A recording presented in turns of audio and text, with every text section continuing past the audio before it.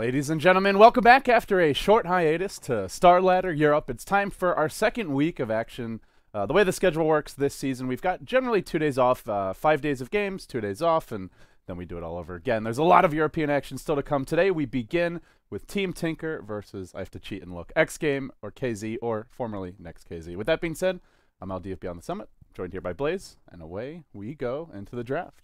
Blaze, Team Marino, Tinkerino versus XGame.KZ, and they just snapped up their first 2 picks for Tinker. Like in Death Prophet, this is after a bit of an unusual opening from XGame.KZ, to be honest. A Shadow Shaman first pick. What do you think? And do I have you muted? Yes, I do.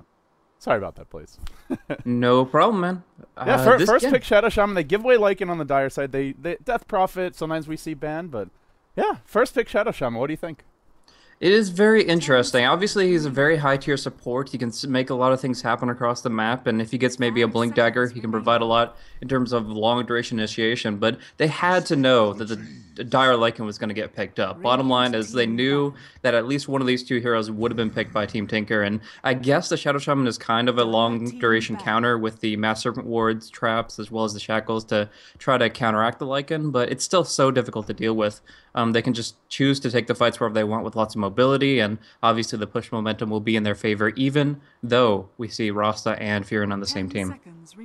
Yeah, and they will go Prophet now, so they get 2 rather squishy heroes to start things off, but like you mentioned, a lot of push for both teams. I think you have to give the edge to Tinker overall in terms of raw, like, tower killing potential, but the other thing is Roche, and, well, Tinker is on the dire side, so in that sense they'll have the edge. The one area where I suppose the Prophet could be a nuisance is just trying to mess up the jungle. Sometimes we see Lycan players start off in the lane and rotate there when a support wants a little opportunity to farm, but at that point he's already got his levels anyway. So now with Doom getting banned out, a hero that, as we talked about the last time we cast together, has fallen off a bit in terms of popularity. Skywrath also removed, generally seen more when there's like a Panda to counter or a Void already picked up, but in this case, just a straight Skywrath ban. And Tinker will need some early laning presence, as they have 2 pretty farm-oriented laners in the Lycan Prophet, Death Prophet, and not too much control as of yet. But Tinker removed the Enchantress, really wanting to shut down any early aggression. And to be honest, with the Shadow Shaman opening, the aggressive opportunities for XGame.KZ aren't going to be the best. From watching this team historically, they love to run really hard carries. And I am curious to see if they go for something like the Morphling this game. They were like one of the few teams that even when no one was picking Anti-Mage, no one was picking Morphling, they just kept on going for it. It seemed like they love to have the late game advantage historically, but nowadays that generally seems like a recipe to just lose in 20 to 30 minutes. Yeah, I mean, Mantis really loves those types of heroes, and he plays very well on them, but I just don't think they're going to have the timing for it. They need something that's a little less item-dependent.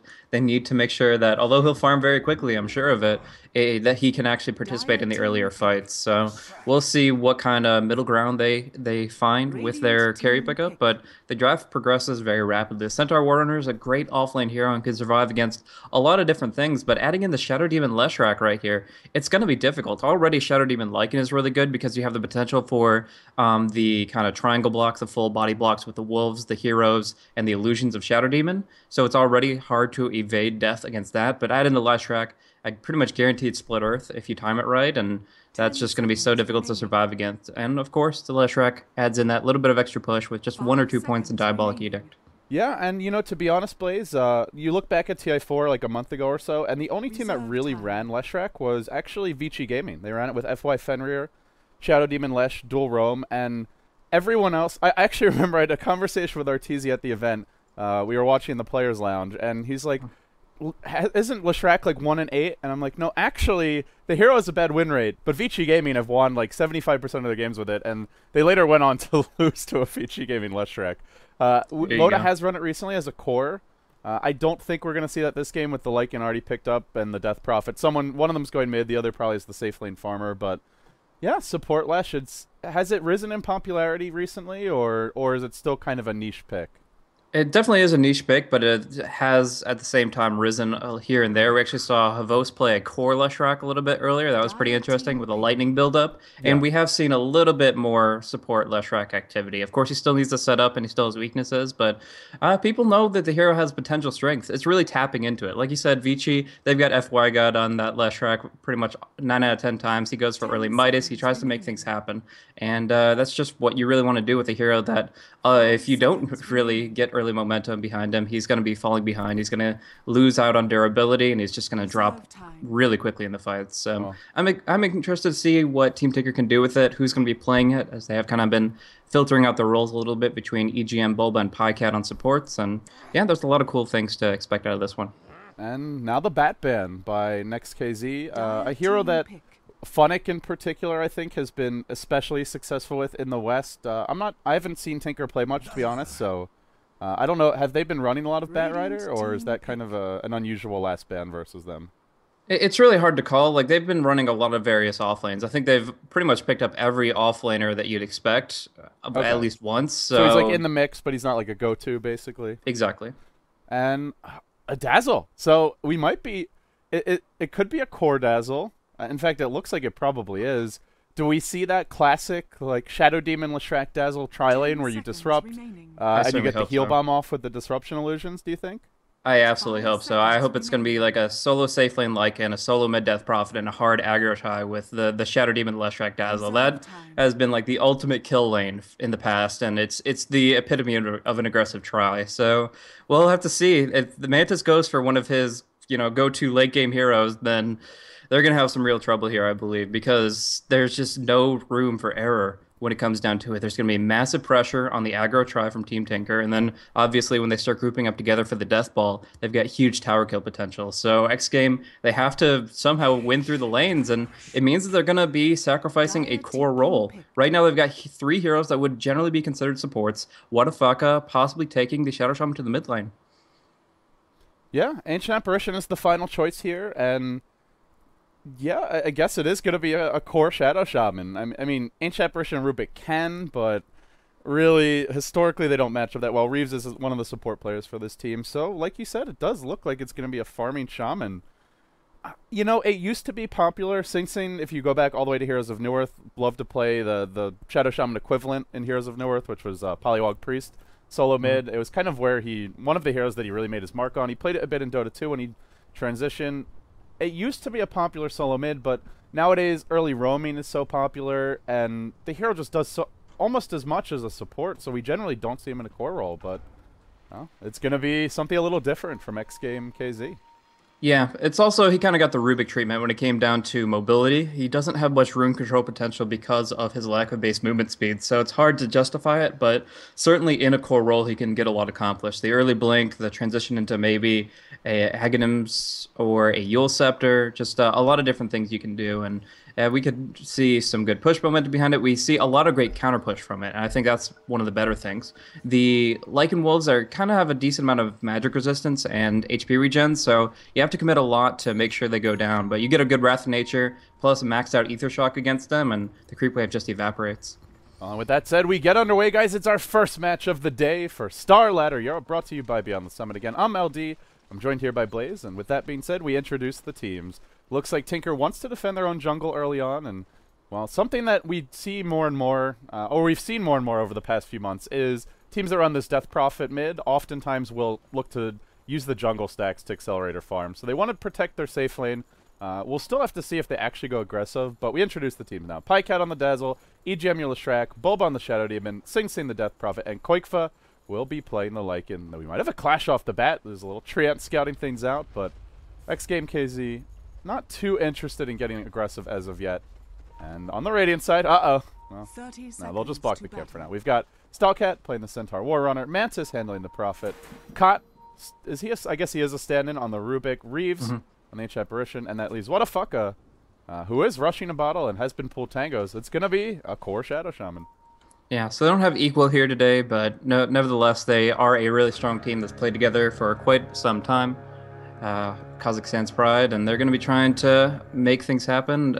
That early clash could have gone either way with the chilling touch on 5 heroes. There's a huge amount of damage on the side of X Game, but Team Tinker, their openings just kind of control how the fights play out. EGM is going to be running that last track, and if you can follow up Bulba's initiation, there's some real kill potential in a 5v5 and a 3v3. What have you. It looks like Mantis is going to be playing it pretty safe, though. He's just going to be going for a boots build and shifting the Creequilibrium with his Treants. So he's going to try to just kind of suicide lane down on bottom and try to see if he can survive as long as possible. Well, and it is a suicide lane. If he ever gets disrupted, he's just dead. Heal Bomb will follow it up. The Leshrac stun, assuming it's not mistimed, will finish the job. So at the same time, decent roaming duo in the Rubik Ancient Apparition. 2 heroes that have long range attacks, 600 attack range, and chilling touch. So they have a little bit of kill potential, but I am not happy if I'm this Prophet. And if you're Mantis, you really just want to dodge the lane as much as possible. Harass the supports with Trance, scout the runes. If they leave the lane, maybe you can move up a little bit, but you always have to be worried about a potential smoke gank. And in fact, Bulba he's got a smoke in the inventory, and already he's getting extremely aggressive.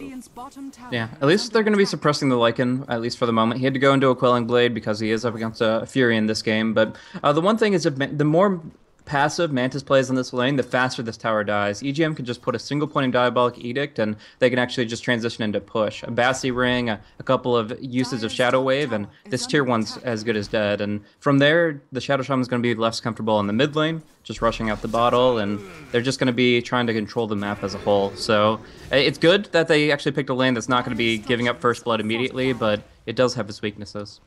Yeah, and the other issue there is as soon as they take that tier 1 bottom, then your mid lane is a Shadow Shaman. Very gankable hero. Much more pressure will be on him, and Whatafaka, even if he doesn't get smoke gank, has to be worried about a potential gank. So already, lanes look like it's going to be the first tower probably going Tinker's way. And in fact, they are diving Mantis. They could go for a split earth here, and they'll get it. Not sure if Bulba will get in range for disruption. He's just out of it. And Mantis will make his way out with the boots first, but well, the pressure's there, whereas you look at Koikfa, yeah, he's not having a great time top and he's not farming, but Rubik Ancient Apparition really aren't killing him by themselves. They're going to need a rune or for the Centaur to magically sneak into the fight, and for now, he's just not having any openings to make that move. Yeah, but still, this tower stands at a decent amount of HP, all things considered. Mantis continues to summon the Treants, just adds an extra creep to the wave so that they can't burn through it very easily. So they're exhausting some mana. They finally got the Bassi up, and now this is where the hard push comes through. This is where Mantis has to kind of decide if he wants to try to pull the wave back with his Treants or if he's going to just completely abandon the lane. Sing Sing on the mid does get a little bit of pressure, but I think this tier 1's really what Team Tinker have in mind.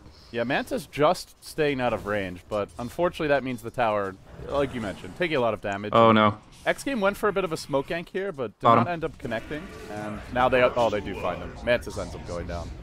Yeah, just the toe out of line. It's that sliver of distance between getting out and getting disrupted, and Bulba is able to connect, so that's nice for them. He has the teleport. He could just try to go right back to the lane, and I think they want to, considering they've rotated their supports. Rubik and Ancient Apparition joining down bottom. Yeah, they actually smoke ganked towards mid, and I thought they might find an opening there, but Sing Sing played it well, just hugged the high ground on the hill, and well, now they know these supports are bottom. They have a lane ward behind the tower, so they've seen the rotation. They know there's 3 here, and this is perfect for Tinker now. They've already gotten first blood. They can maybe even find another kill as Reeves walks in. Oh, Bulba didn't expect him to be there, I guess, and doesn't go for a disruption, but yeah, they got the supports off the Lycan, so he's going to have a much better time. To be fair, though, Centaur's had a decent start, and it won't be the easiest matchup compared to if he started at 1v1 off the bat. Yeah. One important thing is the boots now up on the Shadow Demon. It allows him to kind of equal out the movement speed between him and the Furion and actually be an advantage against the 2 supports. So should be finding another pickoff here quite soon, but at least for now, the interesting thing is going to be the solo lanes and how they match up. Right now, Sing Sing 24 and 3, picking up the rune, and could even burn down Whatafaka right here. He does have got an invis already bottled, so he'll be okay, but it's not having a good time. Meanwhile, bottom lane, looks like we're going to have a go now. The Leshrac trying to dive the tower actually gets lifted and tossed back, but Mantis, the one taking the damage, he'll fall, and Team Tinker just retreat out.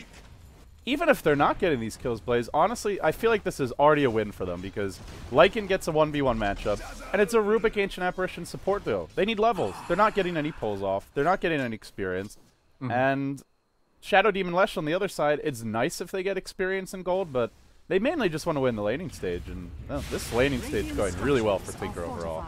Yeah, there's not going to be a one fight until there's a transition from one of the solos. We could see Stallcat at level 6 maybe rotate over, or maybe the Master Serpent Wards could be dropped down at a perfect time when Tinker goes for a dive. But at least for now, they're just kind of as status quo, losing every lane, and they're not very happy about it. Right up top, we're going to see the Mantis rotation, trying to pincer in onto Koikova. He's been harassed down a lot by the Tranquil Boost double edge of Stallcat, but is it going to be enough to bring him down? Yeah, and it's about to be Stampede up on Stallcat. In fact, he just got it now. He was very close to level 6 before that. They're rotating 4 heroes top. They just say, you know what? Abandon ship bottom lane. This lane's over. I just wonder if it's too late. They might get the tier 1 top, but while they're busy doing that, we're looking at Team Tinker threatening probably the tier 1 mid, as Sing Sing does have level 6 now and soon 7, so he can just start spamming out the waves really quickly with Crypt Swarm and right-clicking the tower. Probably won't kill it on his own, but can do some chip damage, and EGM has the level 2 Edict, so bottom tier 2 is going to be threatened. They have to blow the wards on the tier 1 top, which is a tower for them, but again, I just think better trades for Tinker overall here. Exorcism now skilled up. Sometimes we don't see it until the other 2 spells are max, Crypt Swarm and Witchcraft, but given the positioning in the game where they can go for a bit of a trade here, this is a nice move from Tinker. And with this tier 1 down and the tier 1 bottom as well, it's just one step away from Roshan. And Splitter's coming out onto Reeves. He got caught by the disruption. The Stampede will not save him, but they'll try to reinitiate behind it. Unfortunately, Centaur can't close in the distance, and yeah, that Exorcism just healing Sing Sing back up. So they take the tower, they take an extra kill, and pretty much Roche is at their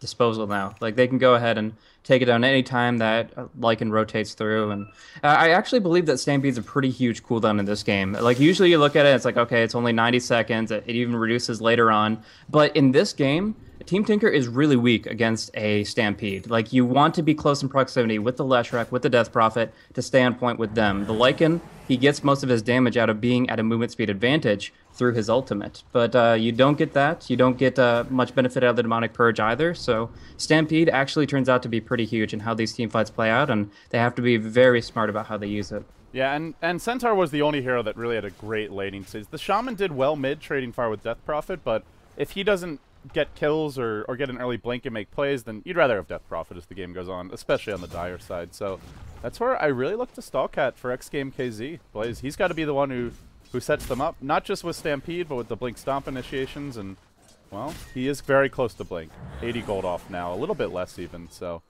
Roche open for Tinker, and it's up to the Centaur to turn things around.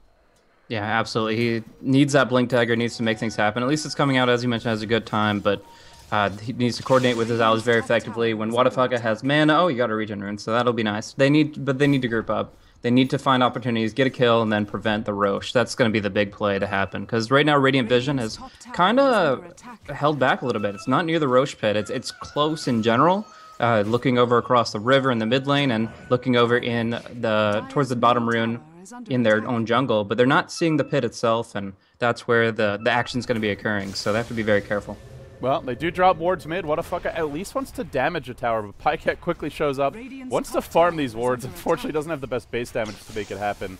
And Bulba will try to slow this push down. Still, tower not in deny range, but it is dropping slowly, while top lane, they have gone in on EGM, gets caught out, brought down by the Centaur. Stampede was used for that, the Blink Dagger revealed, and, well worth it to get that kill. And they do in the end at least damage that mid tower, but it'll take one more round of wards to bring it down. Stallcat gets a nice little spree there from the Leshrac, and he will be able to buy, I think, really important to buy a cloak up at this point, because you are going to be seeing a lot of damage flying out from the Leshrac and the Shadow Demon. It's easy to underestimate, but there's going to be a lot in that department. Of course, there's a lot of physical damage too. The Dazzle, Lycan, and Death Prophet both excel in that, but it's more when they put more points in their ultimates that becomes an issue, and for now, the Tranquil Boots should suffice. Well, Dire side, Lycan, Death Prophet, and they've got the tier 1 mid, the tier 1 bottom down. It's Roche time, baby. This is pretty much an guaranteed Roche, I want to say. Like, they don't have Ancient Apparition ult yet. He's only level 4, and, you know, again, this goes back to the fact that the supports went for the smoke gank mid laning stage, didn't work out. Then they had to rotate bottom. Then they ended up giving up another kill in the lane. At that point, their levels were always going to be denied to them, and they really couldn't go for pulls because they always had to be worried about the heal bomb coming out from Tinker and the disruption Split Earth to set it up. So, well, smoke gank from XGame.KZ. They'll try to make a move, but they're fighting into the Aegis right now. They jump in, try to go on the Leshrac, but a quick disruption from Bulba. He's ready for this one. Now purging up Stallcat. He doesn't have that cloak you wanted him to have, and, well, he will go down. Now, caught on the backlines. He'll fall as well. EGM's just tearing him a new one. Chasing forward. Can't find that third kill, but 2 is plenty. I don't know why they're fighting to the Aegis. To be fair, they might have gotten the 1 kill, but I feel like that's going to be it. I mean, it was a hell of a stomp, but you're right. He would have just come right back up with the Aegis, and at best, he just cracked that one open. So it's a little awkward. Wadafucka with the haste. Doesn't have his blink on him, so he is going to make a long way around. HM won't be able to find him, though. So I got to say, Bulba's defensive disruption was extremely on point, but even then it was just a kind of desperation move from XGame. They're trying to find the openings, but they have to be very precise in how they approach these fights. I like this Rat Dota from Wadafucka. I guess if you can call it Rat Dota, just stalling tactics may be the better term, but he does have to blow the wards, which really sucks when they want to push later on, but does prevent Tinker from threatening a tier 2 or getting any other objectives on the back of those 2 kills in the Roche. Still, though, you like to see the towers actually falling when you drop the wards, and not the case here.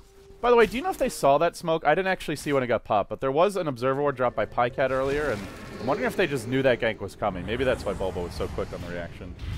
I think that they did see it coming, but it's hard to call in hindsight if they were fully paying attention to every aspect. That observer ward's in a great place to see forthcoming ganks, especially at this stage in the game, but I'm not 100% on that one either. Gotcha. Okay.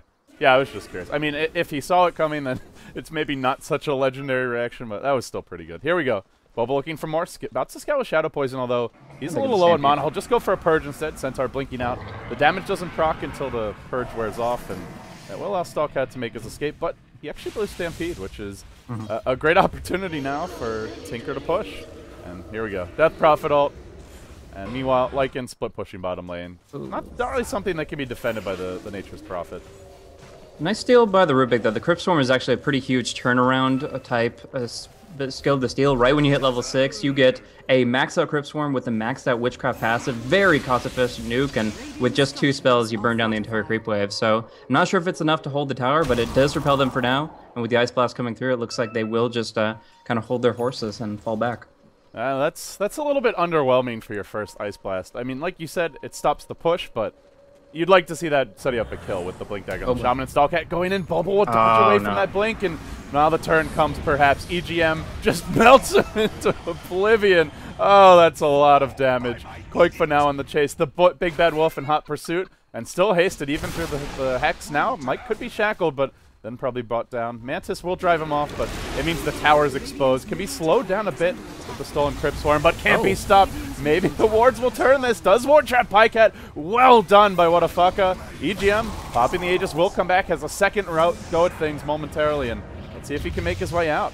Caught holding his own for now. In fact, nukes him down. They'll lose EGM. Tinker overextends. They do take the tower, but not exactly the best trade, and considering their advantage, probably not ideal. Still, you've got Koikfa with a lot of gold, and Mantis going in. He wants Pycat, tries to earn and survive. Can't do it. Is he going to pick up the double kill? He's diving hard for this one. Stampeding towards Bulba. A few more right clicks. He's close. He's almost there. He hasn't got it yet. He finally finds the kill. The Sing Sing Yule Scepter, not enough to save him. Now, trying to turn on Stallcat. He'll throw out a Crypt Swarm. Apparition ult coming in. Then it will connect. Double edge there as well. Not enough to finish off the Prophet, and meanwhile, Wadafucka's having some action top lane, but with no wards, can't find the kill on the Lycan. Well, plays, that was a rather chaotic minute or so, but I feel like Tinker just getting a little bit sloppy with their strong early advantage. Yeah, that's true. They still take the tower in the mid. The tier 2 goes down, and they do get the deny on the tier 1, but allowing XGame to quadruple their kill count as well as claiming the Aegis, that's actually pretty huge. They're able to at least get some much-needed experience and actually have a bit of a foothold in this game. Now they have the Geometry site up that was purchased by Reef, a pretty big gold investment, but if you can hang on to it, if you can get a few D wards out as a result of it, then that'll be really nice for them. So in the meantime, he's going to be kind of playing it back, just wants to Ice Blast from a long distance, and he'll just kind of be playing the support staff. Down bottom, there's a real kill potential on Pycat. Will he get the Grave off in time? The Blink Stomp going to come through right with the Ice Blast, but will it happen? There we go. Oh, they got him now, and he will end up going down. Bulba tries to turn this one, though. He's got a Purge. He'll drop it now. Disruption's still available. Not throwing it out just yet, and Well, dropped low by the stolen Crypt Swarm. Not killed off, but it's going to cool down momentarily. He's just out of range. Can't quite get the kill. Meanwhile, in the river, Sing Sing invis and scouting this one out, looking to join the fray. And in fact, they've seen him. They saw him pick up the invis, I guess, or knew he was coming. Dropped the wards on Sing Sing. Surrounded but not dead yet. The wards will finish the job. Unfortunately, once again, not at a tower, which means Koikfa may get the better trade as he's already taken the tier 1 top dead to rights. And Necro 3, I believe, actually about to be picked up here. He's already got the 2 recipe and the 3rd one not too far off. But they will get the tier 1 bottom, it looks like, so not the worst trade in the world. Yep, you still have a Nature's Prophet to work with here. We'll see if they can get the deny off Pycat and EGM. Trying for it, but times it inappropriately, and EGM still at level 9 won't be the big threat. Down up on the top lane, Koikfa will take some real damage and doesn't have enough mana for Shapeshift, but the TP will speed him away perfectly fine. So some chip damage on the tier 2, the finish off tier 1, and as you mentioned, the build-up of the Necronomicon. I liked your use of inappropriately there. It's like... it's like it's you know, against all conventions to try for that tonight. I know what you meant though. I'm just giving you a hard time. But either way, they do end up, for now at least, I think Tinker's still in an okay position, and they have map control. The Lycan's free farming. The Death Prophet doing well. The Solo Mid Shaman, generally not a hero that's going to scale well and hasn't gotten enough done to be satisfied if you're XGame.KZ. It puts pretty much all their late game plays really on the Prophet, and he doesn't even have his Necro yet. So, well, they dive, they chase Cot, and yeah, he's dead. Not in a good position. He's pretty much just dives to the poison right now between the 2 that they put out, but they'll secure it just to make sure there's no shenanigans going on.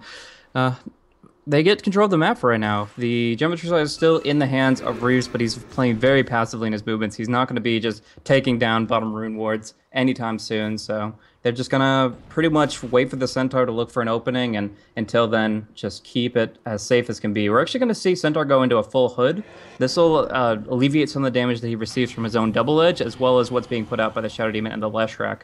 Whatafaka going to be pursued, doesn't have the blink, and is taking lots of damage from Koikfa's Wolves as well as Necros. Will it be enough to finish him off, though? Blink in 3, 2, there is the Shackles, and he still dies to the Warrior. And the Enchant Version ult, maybe enough to turn this one around. Getting the like, it would not be a bad trade, and Koikfa gets the double kill. That's not too good, and well, now they try to chase him down, but he's alive for the time being. 20 HP. Stallcat waiting for that Blink Dagger, but one more Necro hit will prevent it. Pycat joining the fray now. A little medical assistance. Keeps him alive. Nice. Braved at the last second. Perfect timing from Pycat. Survives, and Koikfa, well, only for so long. Now he falls, but still, nice play. Looking for the Stallcat kills well. He'll be purged up. Brought down 2, and an absolute bloodbath on the top lane. 3 heroes for XGame.KZ. Check down bottom. Down the chute. Meanwhile, oh yeah, there's a Death Prophet in this game. Not to mention Diabolic Edict level 4, and on that note, the tower's nearly dead. Enchant Version ult brings Sing Sing low. Won't kill him off, but he will Yules to try and dodge some of this damage. He's going to be close. One more nuke would finish the job. Can they get it off? Yes, they will. Whatafaka connects, and EGM charges in. Caught there to turn this one. Wards drop, and Tinker are just drastically overextending. Still, though, Blaze, they're doing damage to towers. Even when XGame.KZ get a good trade, they're not getting tower damage, they're not taking objectives, and it's only a matter of time before Roche respawns. Yeah, they have a massive gold advantage right now, well over 10,000, and the Roche is going to be well within their opportunity for the taking, but they still are making a lot of errors that they don't need to be. That Yules, for example, stopping like 2 or 3 dot ticks for a level 1 Ice Blast compared to putting yourself in a position where the Shadow Shaman can jump you. Just not necessary in the slightest, and they could just be dominating even more securely if they had not made these mistakes. Nevertheless, yeah, we're going to see action come out on a match. Oh, look at that block! He can't even get through the tree line here. Amazing micro from Koikfa, and there's nowhere to go. Amazing micro that I completely missed. Sorry, guys. I was just checking XSplit, and unfortunately, it was at the wrong time, so... another kill for Koikfa, and you got to go back to the way the lanes developed from XGame.KZ. They went aggressive tri-lane to try and shut down a Lycan. They left the tri-lane, didn't connect on the smoke gank mid, and it just feels like ever since then, it's pretty much been in Tinker's control. With the better scaling mid, the dire side advantage, a really strong Roche lineup, and well, looking for a setup here on the Split Earth, and they will find it with EGM patiently following up that Yules. Now diving Cut just melts him. Bloodstone up, and now Ogre Club working towards the BKB, and not too far off of it. But yeah, this is... To me, it feels like Tinker have to throw 3 to 4 times at least for XGame.KZ to have much of a chance of getting back into this. Yeah, I mean, they're certainly trying. They are building up some good items to progress towards the mid game, but it's already there for the side of Team Tinker, and they're just kind of playing games with them. So right now, we do see the defense up top. Whatafaka looks to try to kill off EGM, drops the wards. There's the shackles, but isn't microing the wards for the first waves, and he's just dying to the left truck. What? Oh, he does get the mobile kill? No, not even that. Oh my god. Oh, he will get in the end. Mantis TP'd in from the backside. Jeez. I think that's like a question mark GG in all moment. chat. Honestly, that's you know we lost, guys. It's okay. Let's go to our next game. Oh, that sucks. Oh, buddy. That sucks if you're XGame.KZ.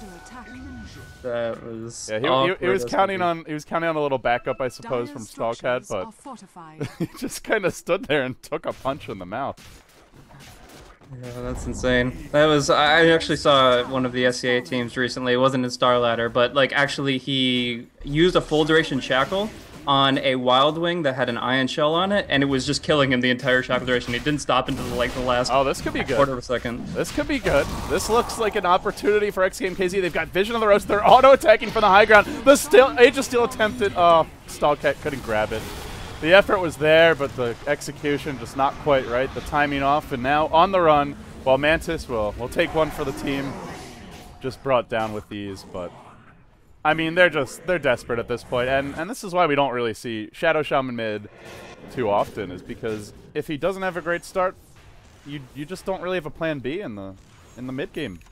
I don't necessarily think it was the Shadow Shaman mid that put them in this state of affairs. Giving away the Lycan and the Death Prophet both once really already put them in a bad spot, and they were trying to just pick up the pieces. So they rotated what they felt would be appropriate, the Shadow Shaman, into the mid instead of support, and that gave them the opening to pick up Ancient Apparition, which is a good counter-push hero, good to prevent the healing that you often see from heroes like Dazzle, heroes like Death Prophet, but it didn't change this laning phase and the state of affairs therein, so there were a lot of issues with the draft, but the Shadow Shaman's just one piece of it.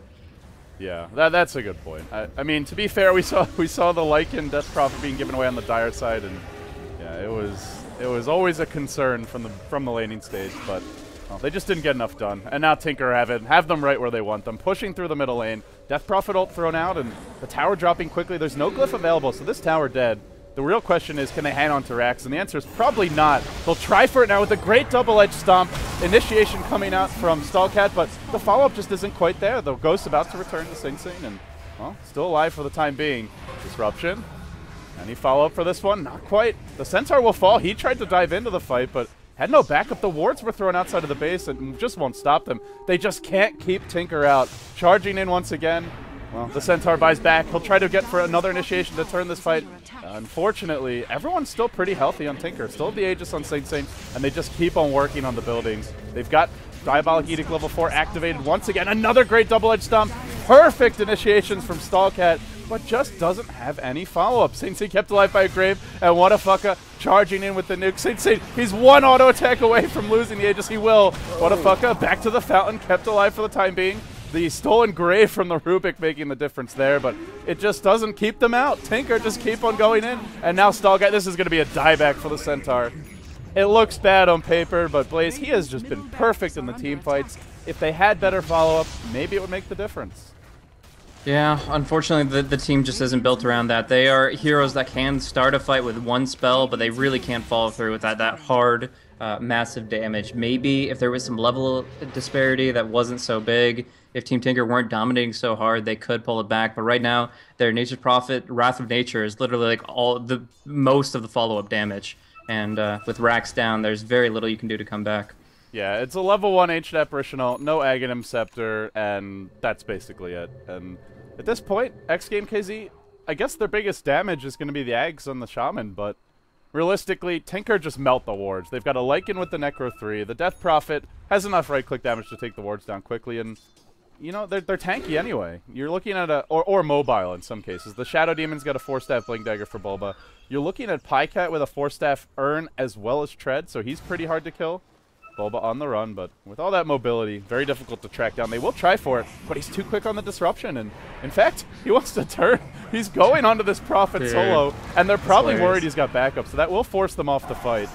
Not realizing he's just alone, and in fact, there was backup inbound in Pycat, so wisely they will retreat. But at this point, This frees up Sing Sing bottom lane. He's got his ult ready. He can clear out this wave, and he can do quite a bit of damage to the tier 3 bottom if he wants to commit, but he's just happy to push out the lane. I'll wait for reinforcements, which come from Koikfa and Bulba on mid. They'll push in mid, and then they rotate towards bottom.